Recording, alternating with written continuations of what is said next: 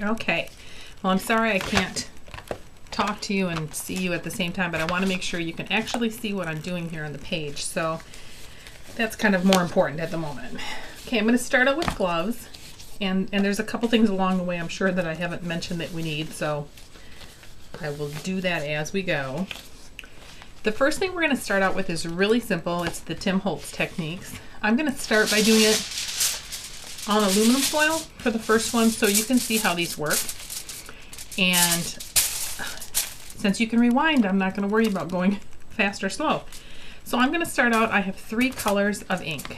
I have a butterscotch, and what I'm going to do, it doesn't matter what side of the aluminum foil you use, I'm going to take the butterscotch ink and I'm just going to press it onto the aluminum foil, and the ink pad's good and inky, so not a problem. You can see it there hopefully.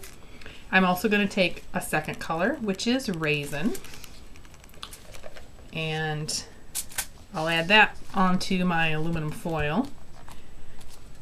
And that one's really dark. And the last one that I'm going to use is lettuce. It's a green, and I'm going to add that one to the aluminum foil. Tim Holtz does this a lot with the antique looking inks, and the names out of my head at the moment. Anyway, you can hopefully see that I've got it on the foil. Another thing I didn't tell you that we were going to need was you can use a hairdryer or a heat tool and some water, any kind of just a spray bottle of water. So what I'll be doing next is you're going to take your card or your cardstock or whatever paper you're going to be using.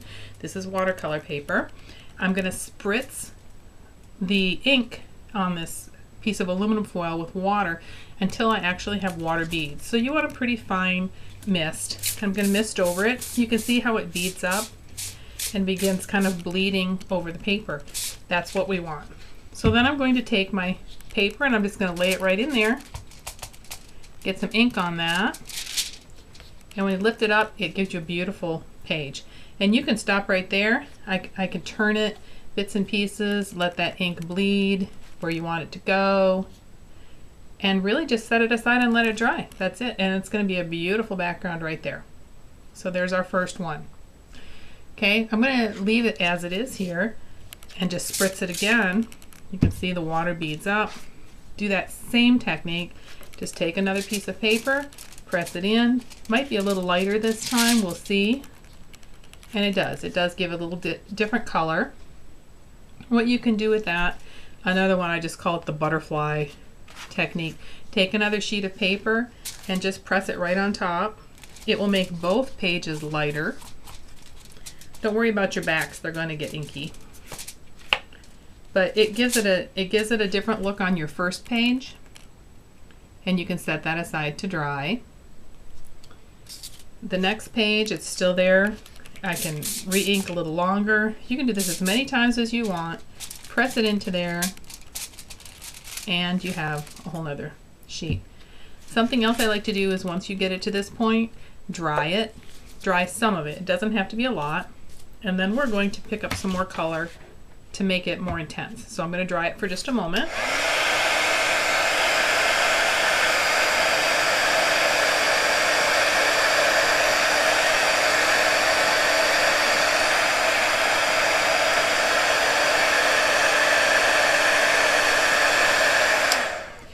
And once I have dried it for just a moment, maybe there's just edges or places that I'd like to add a little more color, and I can pick up the color I want. Like there's not much green showing on here, so I'm going to go to the green that's on the aluminum foil. Just press it in a little here or there, and I can add to it as much or as little as you want.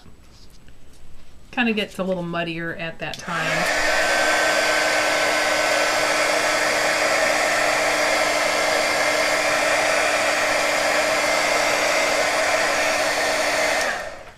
And you can do that as much as you want or as often as you want to get different designs. So that's using the aluminum foil. Now I'm just going to take a piece of paper toweling. I usually use a couple pieces at a time. This is why it's good to buy the paper toweling with no designs on it. And just wad it up, and you can clean off your aluminum foil. If you were using a craft sheet, you'd do the same thing. But you've got the stuff on it. No, this is not a done project. But you see how it does just add the color to your paper toweling. So you can do that a couple different times, a couple different ways, whatever you'd like to do. This was the first that we did. The second that we did after the butterfly effect, and this was the last one after we added more color. So you can see they're each a little different, and you see what you like the most. So those are set for now. As far as the next set, I'm going to switch over and use the sheet so you can see it. This is the craft sheet again. It makes it a little easier, hopefully, for you to see these white pages. The next one I like to do is one of my favorites. And instead of using the ink pads, we're going to use the ink bottles. These I have, Pesto is a deep green, Stream is a blue, Ginger is a orange yellow color of ginger, and then there's Denim, which is a different blue. And those are some of my favorite colors. These are Adirondack inks by Ranger, by the way. Okay, the way of doing this one is really fun because it's a lot like when you were a kid playing. All you do is take your watercolor paper or whatever you're using, and just from my experiences, watercolor paper really seems to do the best here. And you're going to start by spritzing the paper with water. Get a nice job of water in there, and then pick just a couple colors that you'd like. I'm going to use Stream, and I'm just going to drop 1 or 2 drops and see how that just spreads right out in all the different water areas. I'm also going to choose Pesto, and just 1 or 2 drops. Do these here, and then you can just leave it at that. Believe it or not, that's all the color you're going to need. I'm going to add Ginger, just 1 more drop, because I really like that look. This gives me a look, I think, a lot of the ocean when I think of these.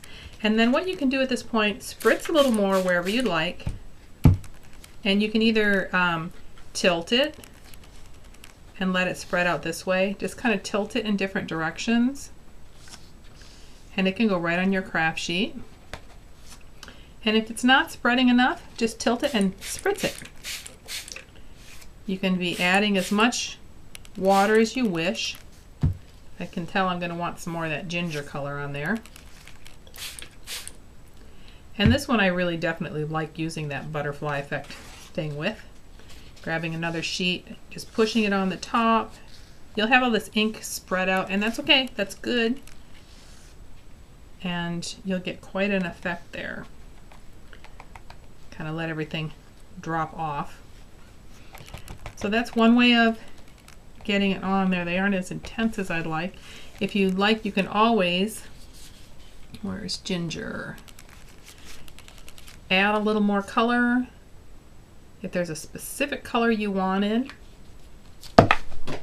And also another way to spread the color, now that you can see this one that I have, before I do it, I'm gonna soak up a little, because the air from my heat gun, I'm sure, will spray all of this ink back at me.